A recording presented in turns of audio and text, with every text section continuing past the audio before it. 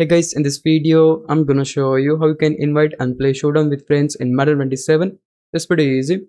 Just open your superstar mode, and once you do that, once you're on the screen, you have to flick the left analog stick toward left, and you will see this side menu. We gotta select live events, and you have the option Showdown. Simply select that, and here you have options like you can go Showdown ranked, then you can play a friend. So here, in order to invite your friends, simply you have to press the right stick in, and you'll see the EA Connect window right here. Whomever you would like to invite, simply send the invitation. Once your friends accept the invitation, they'll able to join you and you'll able to play Showdown with them. You can also select the option play a friend. Right here you'll able to see play a friend solo, like if you only have one friend with whom you would like to play, you can go with this option, or you can simply select this option play squads if you want to play 3 players head to head.